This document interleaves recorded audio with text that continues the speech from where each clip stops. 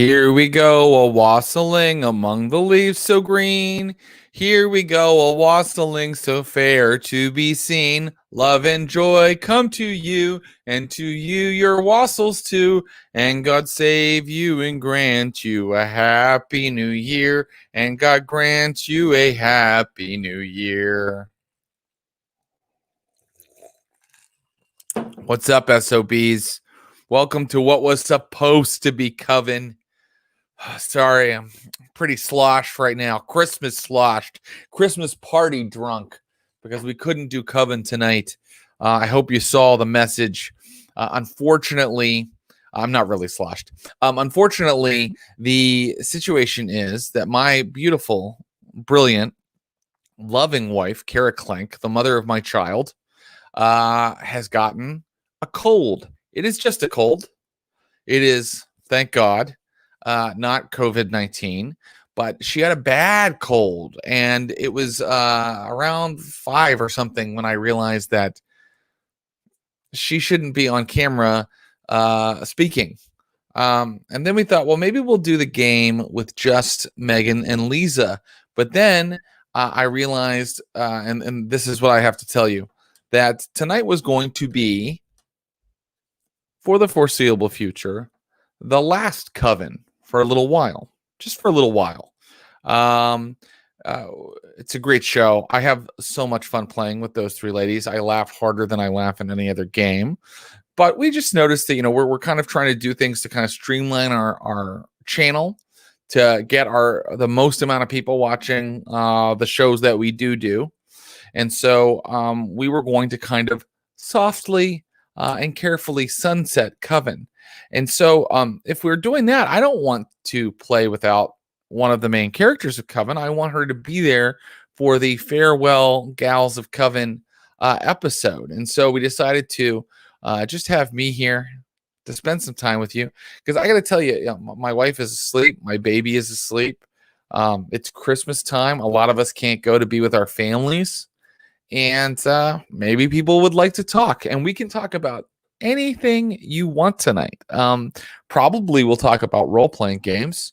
But we can talk about really absolutely anything. So I'm here to talk to you.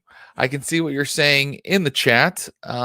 Which another thing is, I feel like I never respond to the chat while we're playing because I'm so busy playing that I don't have a time to glance at the chat a lot of times.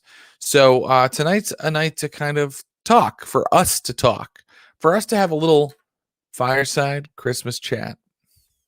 And I'd like to start it off by opening a gift.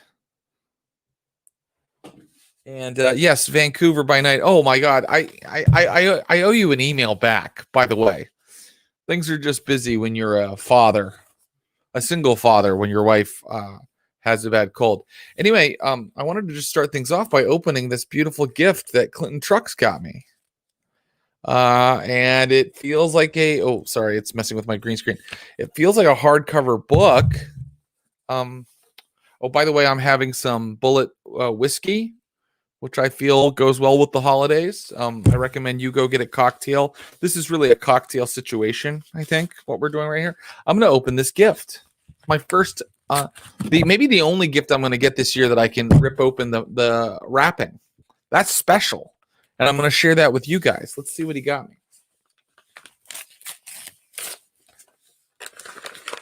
I think I actually know what it is. Oh, okay. This is awesome.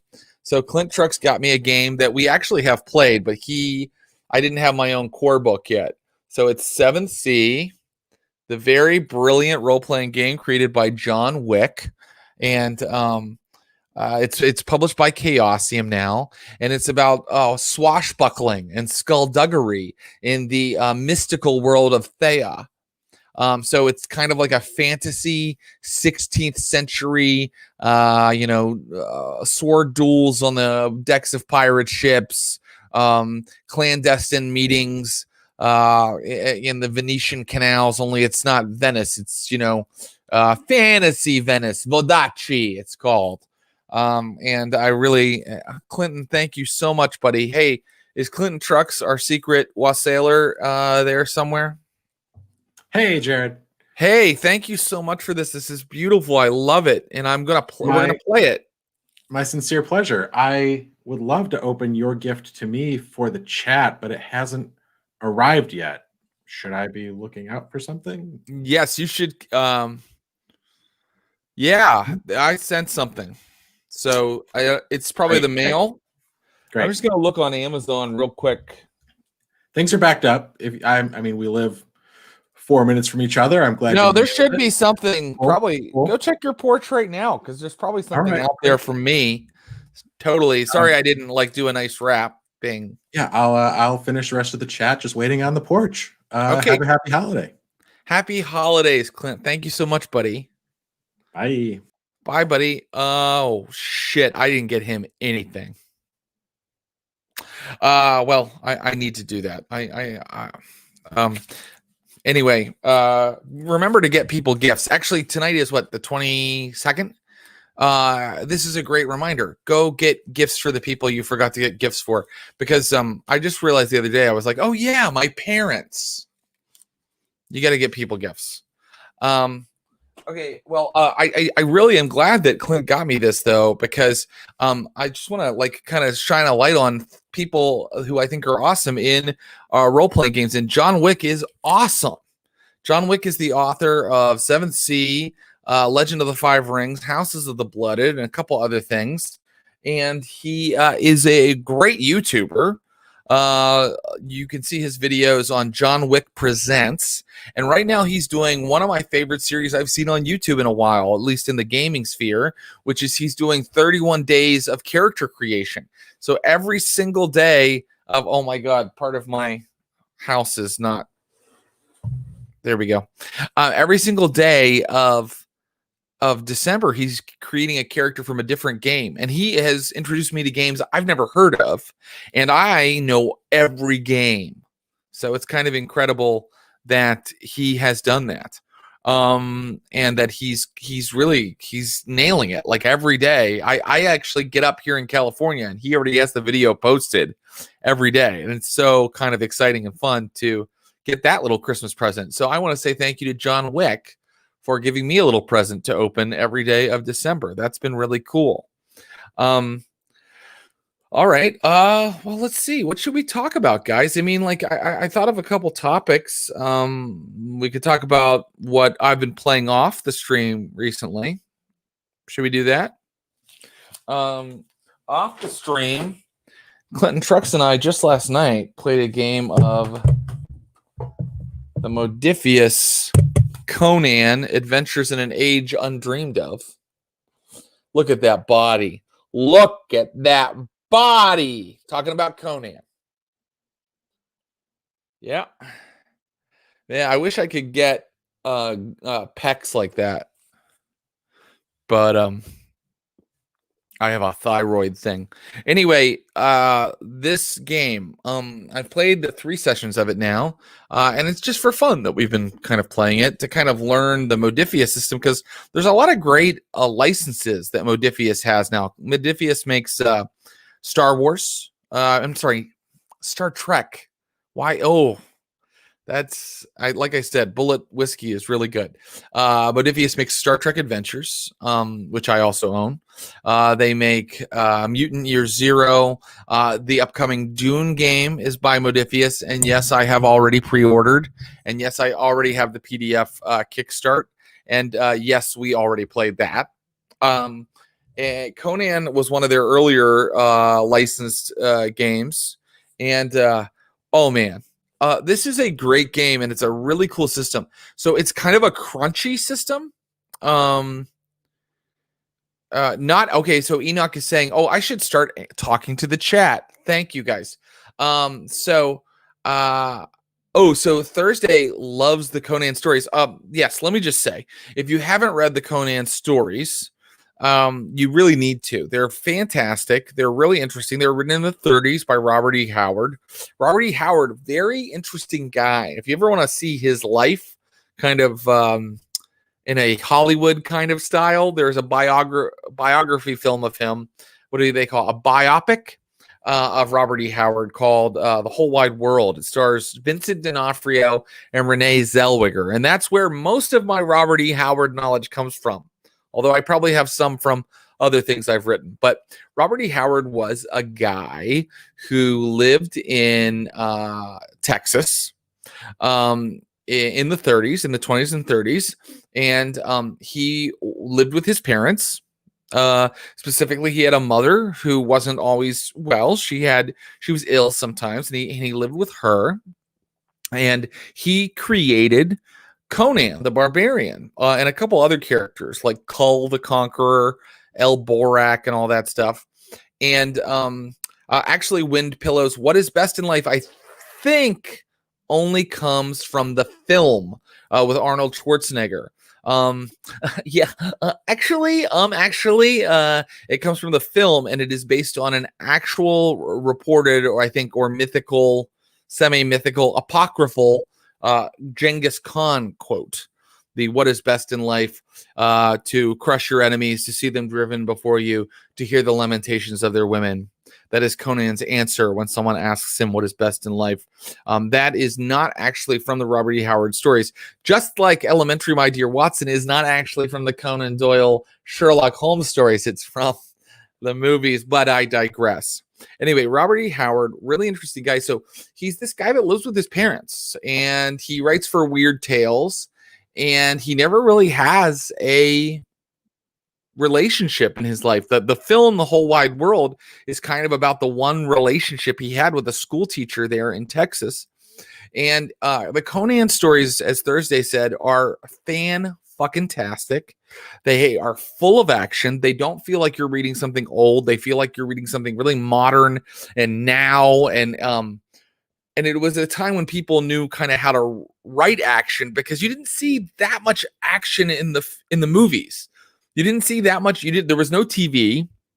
And so there was a market for action in literary form a little more than there is now. Now you would just go, I'm just going to go see the new Marvel movie, maybe, instead of reading an action short story. But Robert E. Howard, if he knows how to do anything, he has a couple. I mean, it's pulpy. He's not the greatest writer that ever lived. He's not James Joyce or E.L. Doctorow, but he is very good at what he does. And pulp is my favorite style of writing. Any kind of pulpy kind of writer is one of my favorites, which is why I love H.P. Lovecraft so much.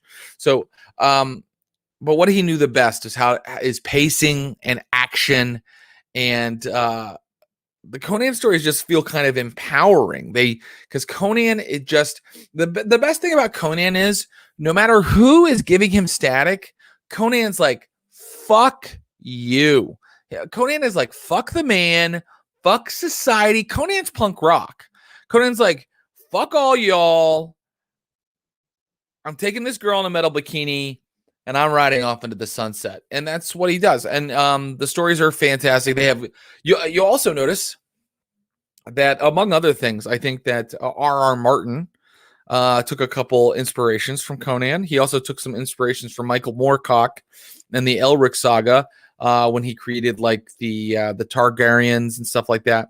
So if you like fantasy fiction, you'll notice a lot of it has sort of its seed in Robert E. Howard. And this game plays really well. It's very crunchy, but the core mechanic is easy enough that any player can kind of understand it. And then once they understand the core mechanic, everything kind of flows out of that. And then there's all these little extra rules about hit locations and what your weapons qualities are and things like that. But they're all very fun. They make damage fun. They make weapons fun. They make getting hurt fun. They make armor fun. And everything flows out of this really cool core mechanic where when you get more successes than you needed for a roll, those successes turn into momentum points, which you kind of keep track of with maybe like beads in a bowl. And then you can use the momentum points to do all the cool shit that you want to do in a pulp game, or that you want to do in role-playing games in general when you're in a combat or something. Like, for example, if you want to disarm somebody, knock them down, swing from the chandelier, jump onto the snake's back and stab it 5 times in the neck. All of that can be achieved by saying, okay, I'm going to make a regular attack, but I'm also going to spend 2 momentum, 3 momentum. So high recommend. The people at Modifius. See, here's what's crazy. It's like it's a licensed game, right? So you'd be like, all they really had to do is slap Conan on it and make sure there's a game inside. And a lot of old licensed games were like that. You'd like read the actual game and you'd be like, this sucks. Excuse me. They just thought it would sell because it had Star Wars on the front or Conan on the front. But the people at Modifius are Brits. They're British. And that means something. Do you know why? British people love, I don't know why. British people love tabletop games. They love their miniatures games. British people are the kings of the miniature world. Like they run, all of the really good miniature companies are over there. Games Workshop in the UK. And they love their role-playing games too. And there's a lot of good British manufacturers role-playing games. So that's my long ad for Conan that we've played. I'm gonna just I've been again lecturing, going on and on. I want to see what people are saying. The old TMNT game was actually pretty good from Palladium back in the 90s. You know what? I have to say, I think I owned like 5 Palladium games, and I never played any of them because it was that age where I was like 14, and I didn't quite have the tools to figure out the rules and get my friends together. I played a lot of D&D at that time. I think I started at that point playing Vampire and playing World of Darkness games, which are a bit simpler, but I didn't get to play the Palladium games, and I can tell that they're very crunchy. Just a guy passing by says there's a Conan RPG. I've always wanted to RP a late night talk show. I get it. Yeah, Conan O'Brien. Well, it was sad that Conan O'Brien his show is ending. Oh, by the way, if people don't know this about me, I've been a stand-up comedian since about 2003. And I do have some specials out there and some albums if you ever want to check them out. But I've met Conan O'Brien, and he was really nice. And what you'll find is when people are super famous, like Conan O'Brien famous, they're usually pretty nice. Unless you're not following COVID protocols and you're working with Tom Cruise. You're going to run a TMNT game? Well, can I play in it? Are you going to run the After the Bomb supplement where I think they gave you like all the animals you could possibly be? Or are you going to run a strict Teenage Mutant Ninja Turtles New York kind of game? Stream of Blood, by the way, is usually Clinton Trucks, I think. And he says, my first non-D&D role-playing game. Oh, you were a mutant weasel. That's awesome. And working with Tom Cruise, or like they have to be doing both? I don't understand, but they have to be doing both. They have to be not following COVID protocols and working with Tom Cruise. And then the celebrity will be mean. But I bet you if you are following COVID protocols, Tom Cruise is super nice. Whatever your feelings are about Scientology, I bet you he's super cool and nice. It's what I've heard. I've not met him. I've met Conan, but I haven't met him. Any more Glass Cannon cameos in the works? What a great question. So without tipping the hat too much, because things are still in the works, I will go ahead and say that we love Troy and Joe and all of the Glass Cannon dudes, but Troy and Joe are the people that have been nice enough to come and guest star on our channel. And we have already had talks about ways that we can work together more. And I think that 100%, without a doubt, you will see a lot more Glass Cannon and Stream of Blood crossover. And we are planning hopefully we're planning a special series that's what it will be. And in the vein of like what I'm trying to do with the Blades in the Dark series, where different crews exist in the same world. That's kind of what I want to do with this next thing we're doing with the glass cannon. We're going to do some kind of thing where maybe we both play the same game, but we do two different parties in the same world and let them cross over and kiss. Is that what I mean? Is this kiss? Is that? Oh, and yes, and of course, the Blades in the Dark thing isn't going anywhere. So a new episode of Blood and Glass is streaming on January 2nd, which you read, and I didn't need to read out loud. But I will also say that we are still building this little Blades in the Dark universe. That's why we went, and you got to check out the new episode of Blood and Heroes, where we did the second, downtime session for our friends from Better Than Heroes. We're still building that little Duskfall. And we want to do more Blades in the Dark, more Blades in the Dark. Absolutely. More Pretty Marco. You're going to get it January 2nd. Oh, yeah. I heard Tommy going off about GURPS earlier. Did you ever use the vehicle rules? 5-speed. Allow me to jump in. Oh, go ahead. What he is referencing is the vehicle rules, which require a degree in advanced mathematics or a preternatural ability to spreadsheet. We never use the vehicle rules, even with my group where we played a lot of GURPS. Okay. Well, you don't have to leave, but okay. I actually knew that. I actually knew that about the vehicle rules because I read GURPS Vehicles one time and couldn't make heads or tails of it. I guess what I would love to ask the people who are here, and there are more people than I thought there would be on a night when we had to cancel a game. How do you feel about crunchy rules? How do you feel about them when you're watching a live stream? How do you feel about them when you're playing at home? And if you don't know what crunchy means, because I don't think we can assume everybody knows what the term crunchy means. It's like gamer speak.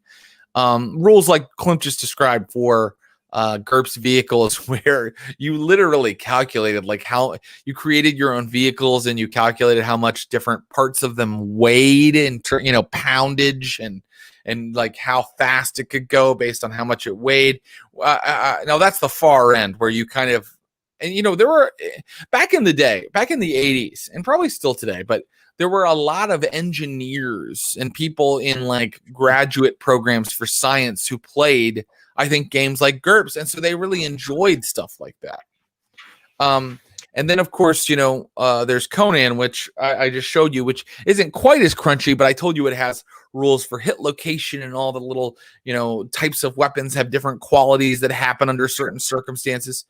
And then there's things like Blades in the Dark or Vampire, which are softer. So how do they feel about crunchiness versus more narrative games, like Powered by the Apocalypse or something like that?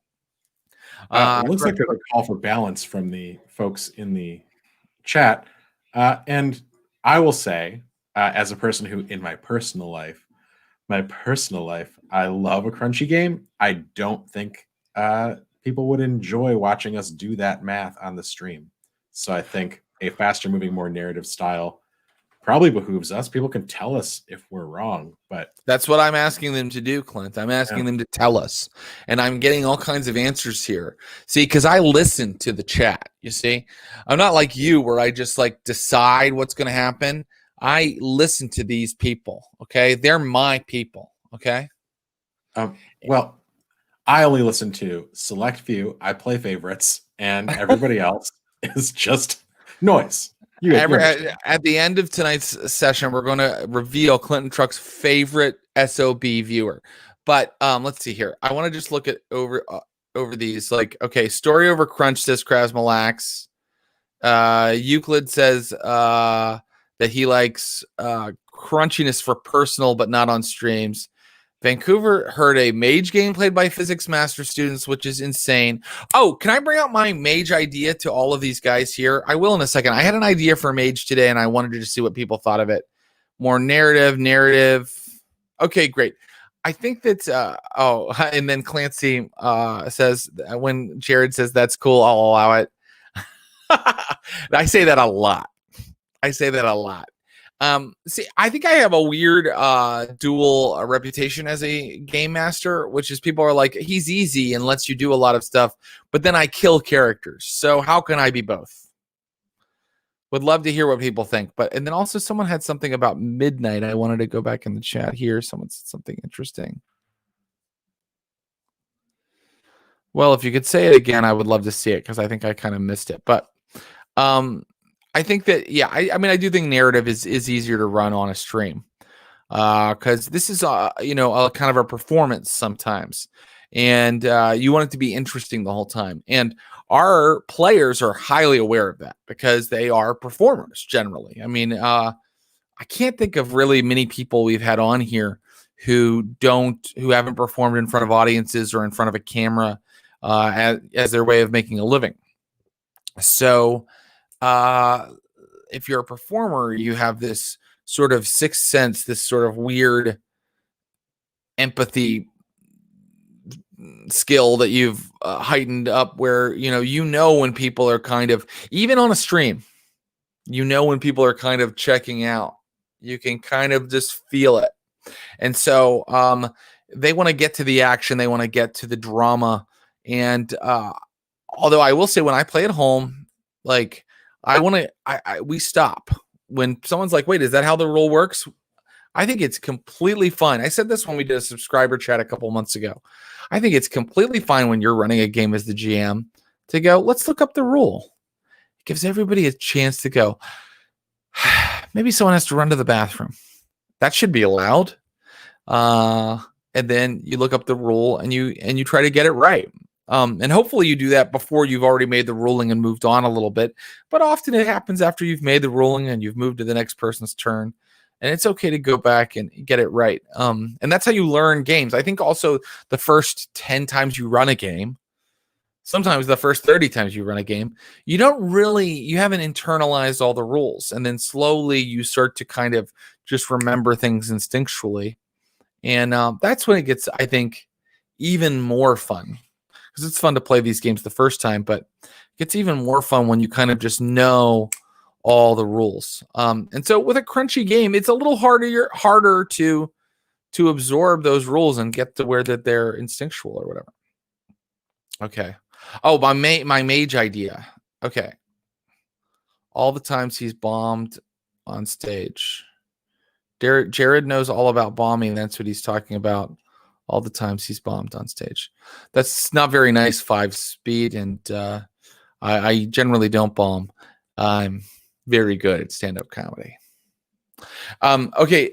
So my mage idea was, do you think mage would work better or would work using a variation of the hunger rules from the 5th edition of Vampire? And what I mean by that is each time you do magic, you do some version of a rouse roll, but it's like for paradox. And maybe if it's coincidental magic, you don't have to roll your rouse roll, or you roll only 1 die. And if it's vulgar, you roll 2. And if it's vulgar with witnesses, you roll 3. And then every failure you get becomes a point of paradox in your magic pool. And then if you ever, get a messy critical or a bestial failure, the mage version of that, your magic goes haywire and you suffer a paradox effect. Do we think that would work? Hell yes, it would. Paradox dice, right? Oh yeah, and that's a really smart. I mean, that's the smartest thing they added to the new Vampire.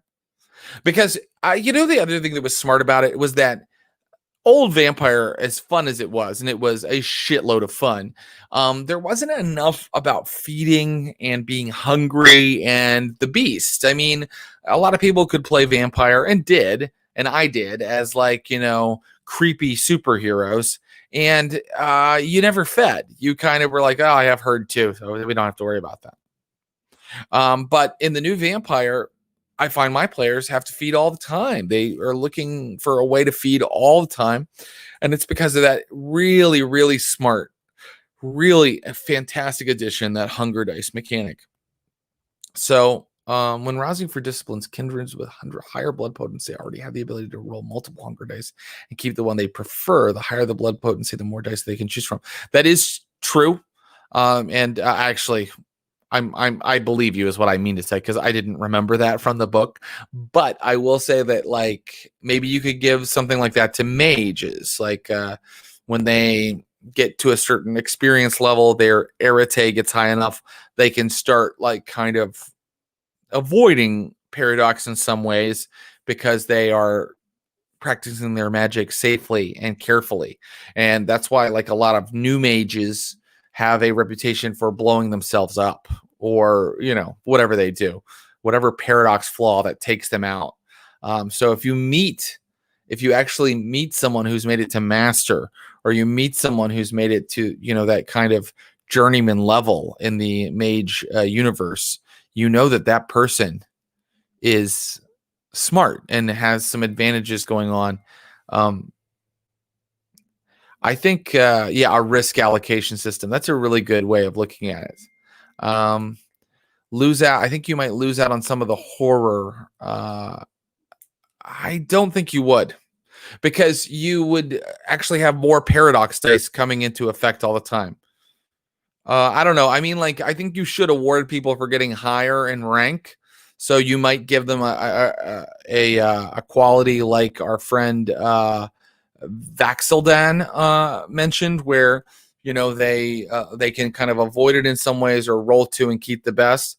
I think that's okay, because people need to be rewarded for, like, becoming more powerful. But at the same time, I think that you're always going to be rolling more. I mean, personally, if I was designing it and I was bringing a hunger die mechanic into Mage, I would definitely be like, you always roll your rouse, your casting die to see if you gain paradox.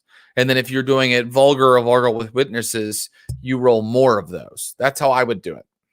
And then I would, just like how vampire powers work. And then I would let Vaxildan's mechanic kind of stay, where if they got to like a higher level of enlightenment or understanding, they could start sort of mitigating that in some ways. Because otherwise, how do you become someone who can create a pocket dimension? Because that's what Mage was ultimately about. What's your favorite moment of the Neptune Society game? I really loved the Narcotic Sonata, all of it, but particularly the ending.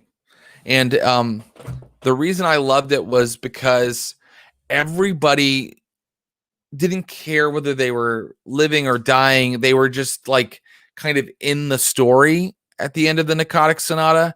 And it was a unique ending to any Call of Cthulhu game I had played.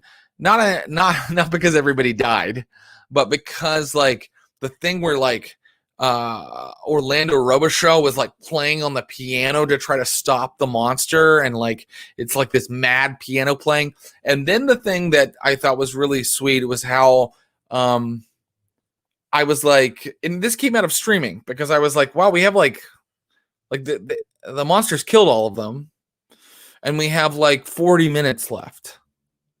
Should we just end it?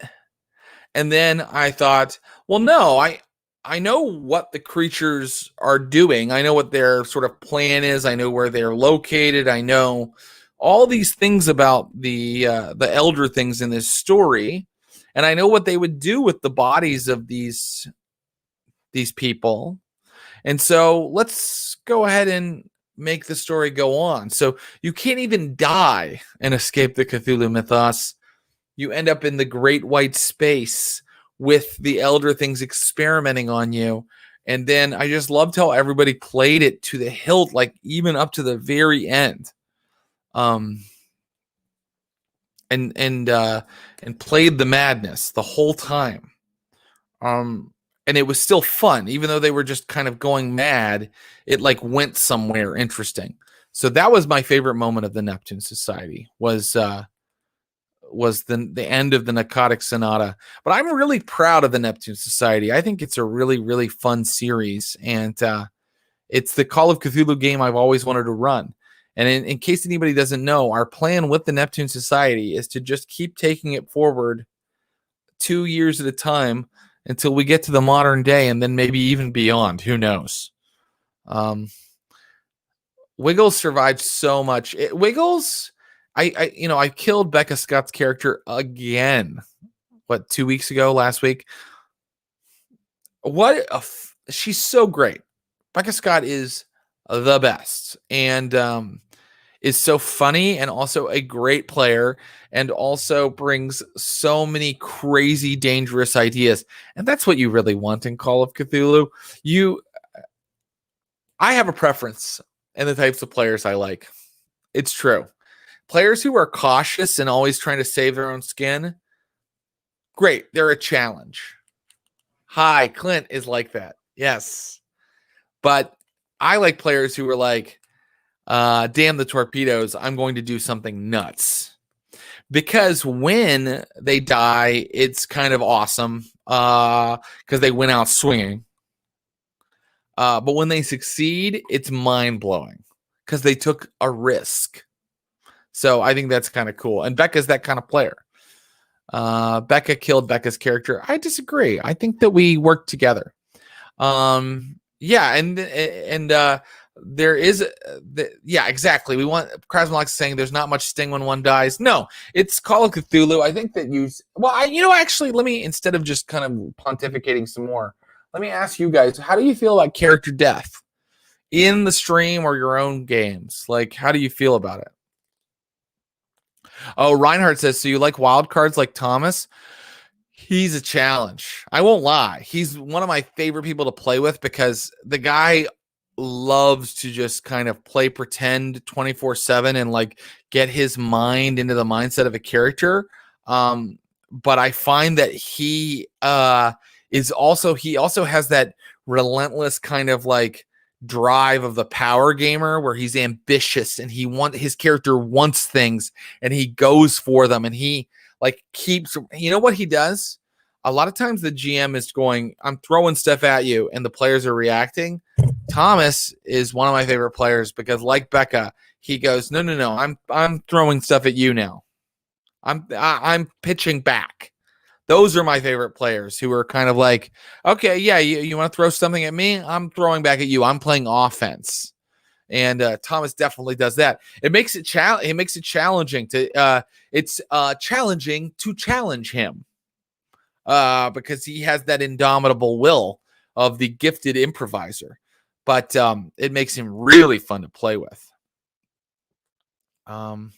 Okay, so Miss Mick says, I like character death, but I get so sad if it feels cheap. I know, and it's so hard to make, like it's so hard to adjudicate that, right? Because if you like let someone avoid a death, sometimes you have to kind of get a little fuzzy with the rules, right? But I don't know. I think there's a lot of ways to come back from. I mean, especially in vampire, they're vampires, so it's very hard to kill them, which I kind of like. I like for the damage in vampire is psychological. Ideally, what I'm doing is driving the vampire players down the road where they all become horrible feral whites. Or something like that. I don't really want to ever have enemies decapitate them or stake them and leave them out for the sun. I think the danger, and I think that's the point of the game of vampires, that the real danger is that you lose yourself. You lose yourself in that hunger. And so, that's the pressure you want to put on. Oh, you've treated your touchstone poorly, and now you're losing her, and you're losing your last tenuous grasp with any kind of humanity. I like a good death, but less just a shock death. Okay. Do you ever kill a character only because there's still an hour left to stream? Ever not kill a character because there's an hour left to stream? I won't lie. Probably something like that has affected my decision making a little bit. I just think that that's good game mastering. You say people signed up for a full game. They signed up to play for 2 hours. You assume that they really want to play for those 2 hours. And you're not going to just wipe them out with an hour left to go. You want them around as long as you can. But at the same time, I do believe in making the danger as real as I can. So I do like for characters to die sometimes. I think that it makes it a game, right? Because these are story games. And if I never kill someone, it's a story, and it's probably not a very good story, because these are very dangerous situations. In the Stream of Blood, we believe in dangerous situations. There are lots of fantastic games where it's a little more like congenial and softer, and Tales from Equestria and Ryutama. And these are literally just games I got from the John Wick 31 Days of Character stream. But our thing is called Stream of Blood because we want it to be melodramatic, and we want it to be filled with action. So these are dangerous situations. And I think if no one ever dies, it sort of puts a lie to that a little bit. Where's the blood? But I think it's so important to tell your players, and I haven't done this enough in my GMing career.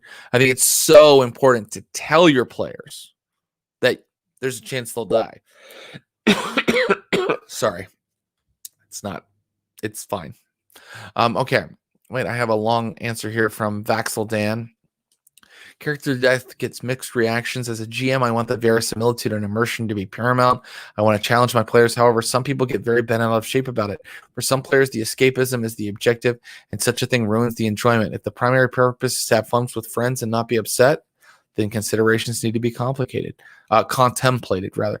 Yeah, Vaxedan, you're 1,000% right. I mean, like, there's definitely been times where I'm running the game and someone's about to die at the table.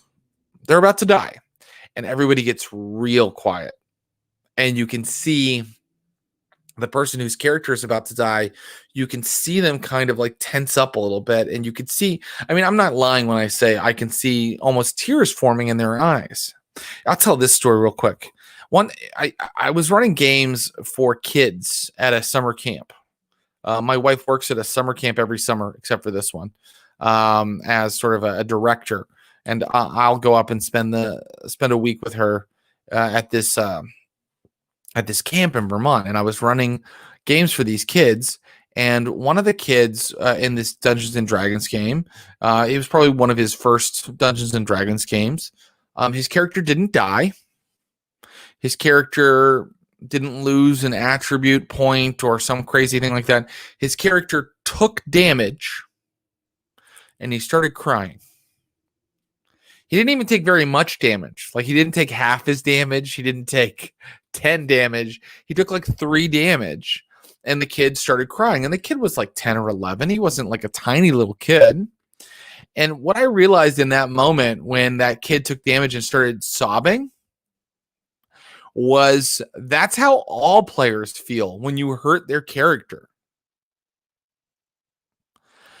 When I play, I don't feel that way because I'm so used to the GM side of it. But I now understand that we are all that little kid when we are playing. And when you hurt someone's character, the magic of the role-playing game is that you really get into, I mean, whether you're trying to or not, you might even be trying not to. If you start playing, you suddenly are that person. I don't know why it feels that way. This little avatar on the sheet that you've created becomes you, and getting hurt hurts you. And game masters need to realize that. And it took me a long time to realize that. And I'm glad that little kid taught that to me. And so that is absolutely true, Vaxel Dan, about character death, especially. So I tell people before they play, when I'm doing a good job, I tell people that that the consequences are real. I might kill their character. It is a game with rules, and sometimes the dice don't go your way. But at the same time, Clancy, yes, I try to make sure that the death is meaningful, and I try to give like extra chances to save the character in almost every game I play. I don't like it when the GM plays against the players. I don't like GM versus players. I like to be collaborative. Yeah, I think I like to be collaborative, but with character death. I think stories with death in them are interesting. All the stories I like have death in them. But I want us all to be, I actually want us all to be on the same side when that death occurs.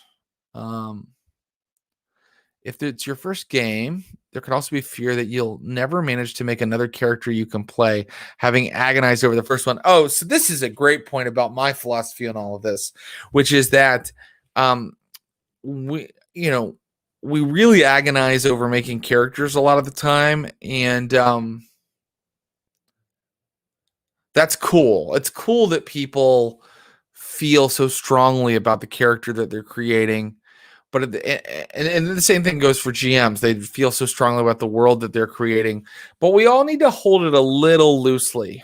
And the reason, what I mean by hold it loosely is I mean, like, there is a huge danger, and I've fallen into this trap 1,000 times, and I know players who have too, of taking it too seriously, of deciding that it's work and that you have to get it right. I can't tell you how many players actually who I play with who, even if they are a little bit experienced, think that they have to get it right. There's a right answer. They have to get it right. They can't fail. If they fail, they failed themselves. No, fuck that. This is a game. It's for fun. We are exploring ideas, right? And so that's why I'm a big proponent of whatever character someone brings you, try to make it work. Even if you feel like it's silly or doesn't quite match your tone, figure out how to like get that character in and make it work. Like make it, I mean, if you think the person is making a stupid character to take the piss, fuck that. I don't like that. But if you think they've made a character that you personally think is a little silly, but you can tell they're really playing it because it's how they will have the most fun, then I say let them play it. And I'm only bringing all that up, Krasmalax, to be like, don't, I hate to see the word agonize. Don't agonize over your characters. Have fun with it. I know that you didn't mean that you sit at home sobbing over your character. I know that, I'm sure that you have fun when you play, but this is what I'm saying. It's like, we should be able to joke. The whole point of playing these is to laugh with our friends. So we should be able to joke and have a good time while we're doing that. I like it when characters change in the game. This is Spiral Quill. It can get annoying when players are so attached to their ideal of their character they don't want them to change, lose their weapons, backgrounds. This is an awesome point, because that's the other reason I think you should hold things loosely, especially as the GM, but also as players. Because what you're really doing when you play a role-playing game is you're not forcing your ideas on 4 people. You're getting together with 3 or 4 other people, and you're all letting your ideas intermingle and collaborate and create a new thing. And so the best players to me are the ones who, and the best GMs are the ones who come in and they had a certain thing planned and they see that it's not quite what's happening in the game. They see it's maybe not quite the tone, not quite the theme, not quite the point. And they course correct a little bit. They improvise. They say, oh, I guess my guy, I could interpret him a little more like this. And then I think what Spiral Quill is really talking about is like over time, the character just changes like a person would, or like a really great character in fiction would. And that's also true of holding a character loosely, like being willing to, I studied acting in college, and one thing that they teach you in acting is, sometimes when you're in a play, there's actors who are amateur actors. We were in college, who always want their character to be awesome. So if someone tells them something that should like shatter them or makes fun of them and it should humiliate them, these actors they won't back down. They'll just keep being like, I'm fine. That didn't bother me. They're saying the lines of the play, but what they are acting is, I'm awesome. Because they're saying, if I show weakness to the audience, people will think I, the actor, am weak. But in fact, what you have to do, and what the teachers in acting school taught us, was you have to learn to take the hit. You have to learn to go to someone says something that shatters you, and you got to learn to be shattered. Someone makes fun of you and humiliates you. You got to learn to be humiliated and realize that's the character and not you. And yes, Clint. I love this topic. I just wanted to bring it back to games we've run, because I think this is something that Ashley and Ross are exceptional at. And it's where the majority of the drama in a game like Vampire comes from. It is watching these folks get truly agonized. Mm-hmm. I think Ashley in some way taught us what this game was by playing her character the way she did. Absolutely. I mean, she taught me what Vampire the Masquerade is by how she played her character. Not just our Chronicle, but the game in general. Yeah, I agree with you. Wait, you're gone. Okay. So, so those guys are great players because they do that. They're good actors and they take the hit. And that's a different type of empowerment. Someone was saying people play characters to just feel empowered and like they're powerful and like that everything is great for their character.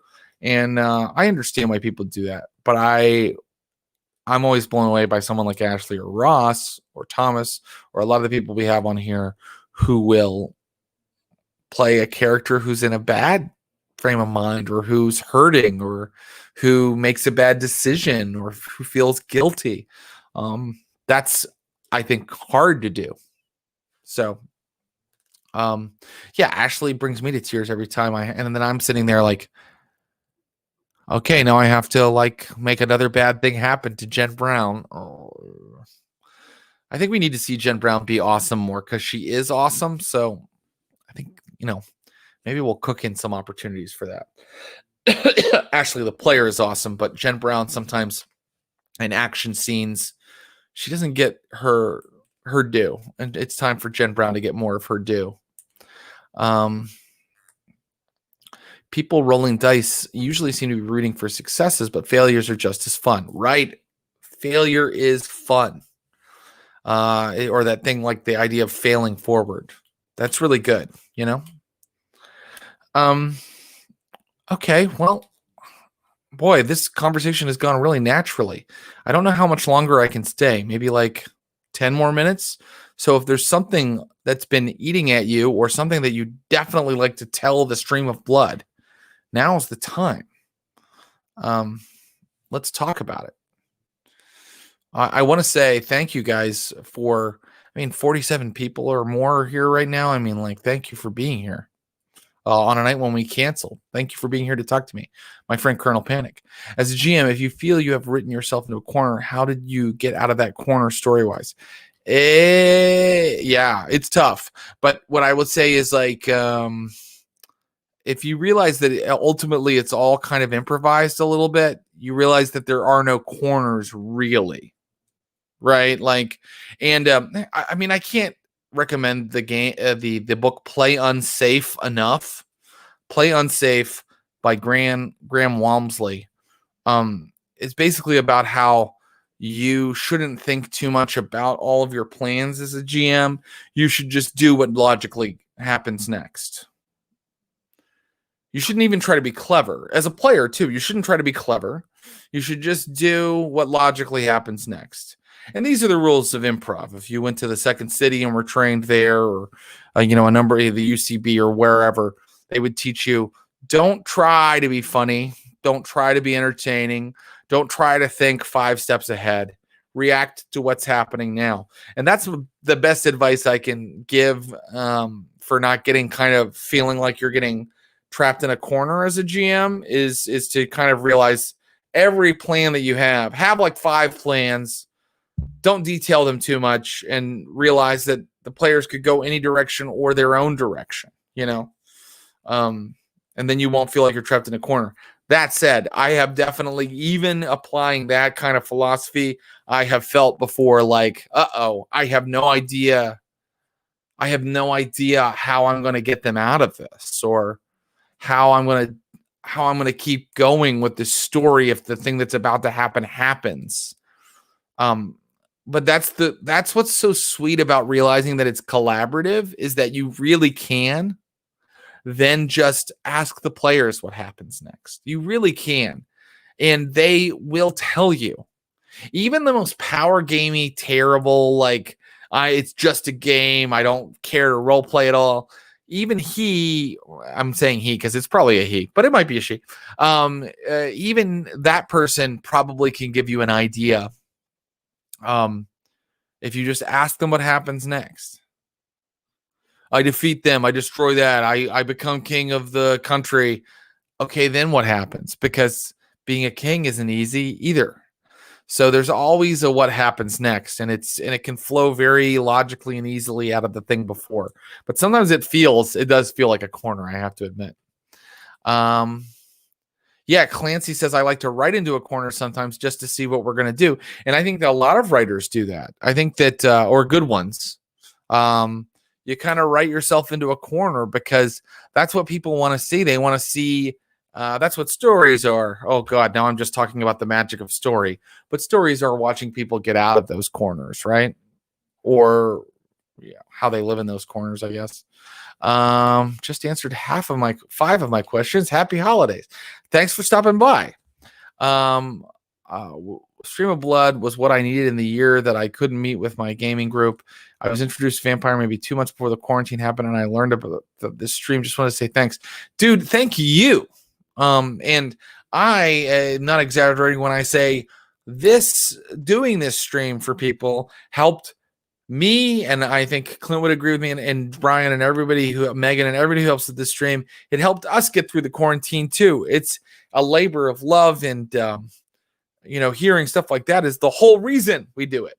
So I'm glad that we were able to give you something during this quarantine, which now we're realizing we're entering kind of the harder part of it, right? Like in March, we were all like, "Oh God, it's the plague. We're all going to die tomorrow." And then that ended up not being true. And then we were like, I guess I can go to Target. And then now we're at this point where we're like, oh, here's when it gets bad. So, but I don't, I got to be honest with you. As much as I feel sad for the people who have suffered from this very real threat of this virus, and I think it's awful, and I think it was handled terribly by a lot of people in charge, I still have felt really personally excited to get up every morning and work on these games, to work on my other work too. I do other work, but to work on these games, to meet with my players and play these games.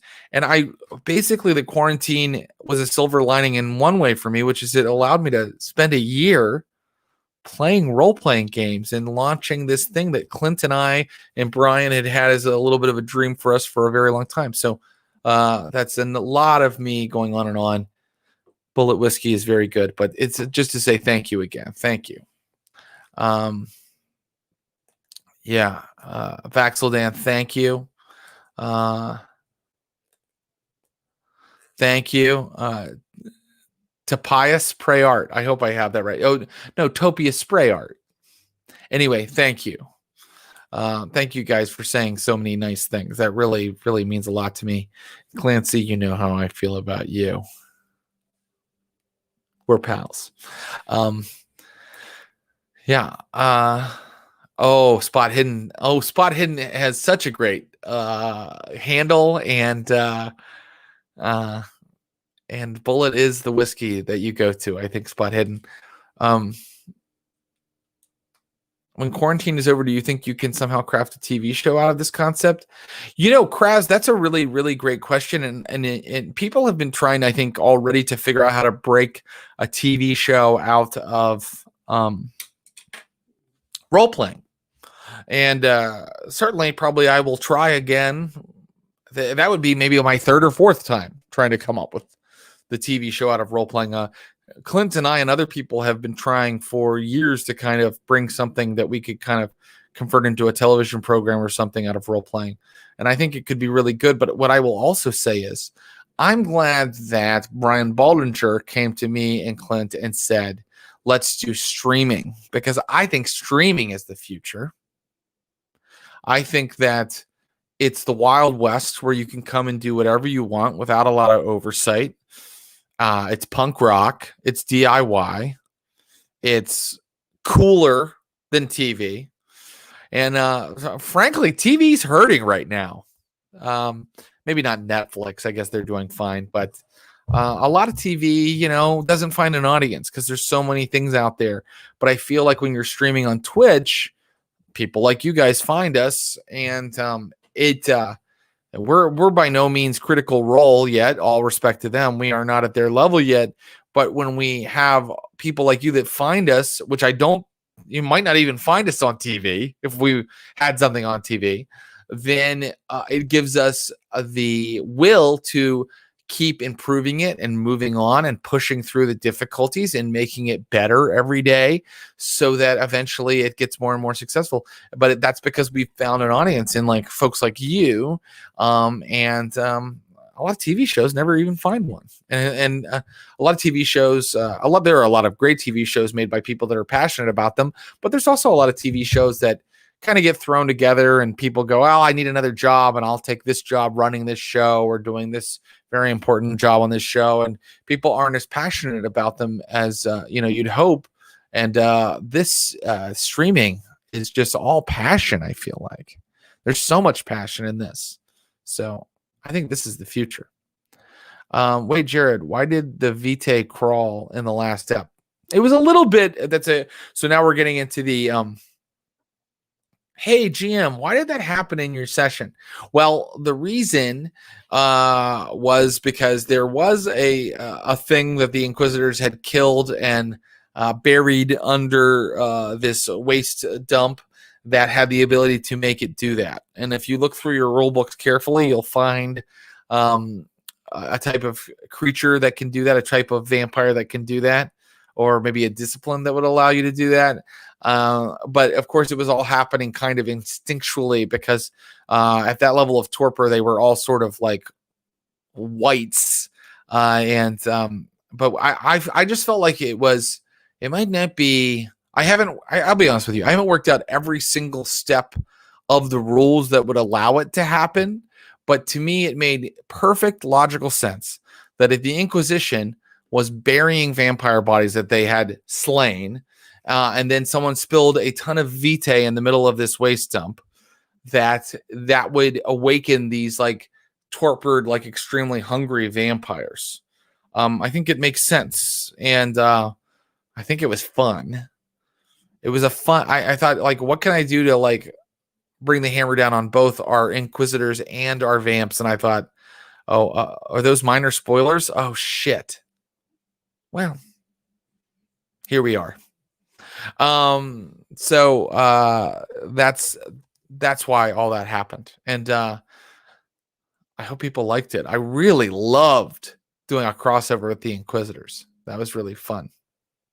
Oh, so Vaxildan, incompetent Inquisitors. So my take on the Second Inquisition in Pittsburgh, and it could be very different in your game, is that our good friend Dumanoir, who's like an old school Society of Leopold and was like one of the guys involved in the London Purge. He's coming over here to help them, and he's realizing that the Inquisitors over here, who are working with the intelligence agencies and the CDC and all these government groups here in America,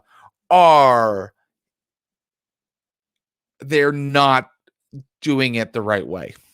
There is a lot of bureaucracy. They are doing the things that government agencies do and getting in each other's ways. The Deltas are cowboys who think that they're better than everybody else.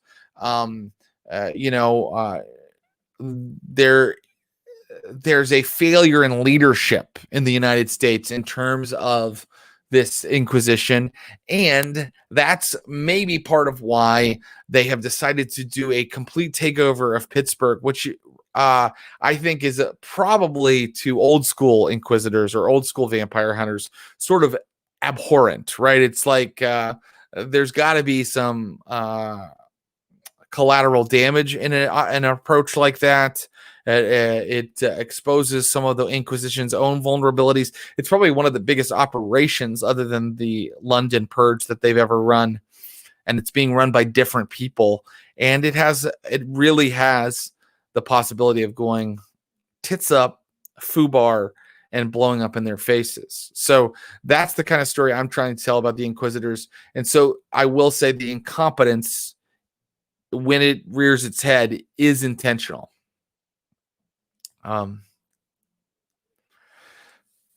Okay, I really, really loved talking to you guys, but I think that I have to bid you good night. I think I have to head out. This was so fun. And I want you to know that we're always there on the Discord, and I do look at it a couple times a week. So if you had other things that weren't answered, one, we're going to do something like this again. Hopefully not when we have to cancel a show. Two, Coven will be happening. You will get that final episode of Coven probably sometime right after Christmas. But three, the Discord is really the place to take any questions, comments, anything you want to say to me or Clint or Brian or any of the people that run the stream, and we will answer them. Brian's on there, Clint's on there, and we love to talk to you guys. So hit us up. Can I get a link to the Discord? You're goddamn right you can. Clinton Trucks, can we get a... Oh, there it is. There's the bot. Okay, good night, SOBs. I really, really, really loved talking to you, and let's do it again. And happy holidays. Wear a mask. Stay home. Curl up by the fire. Watch your favorite Christmas movie, Black Christmas, Silent Night, Deadly Night. And we'll see you back here very soon. But to all a good night. Bye-bye.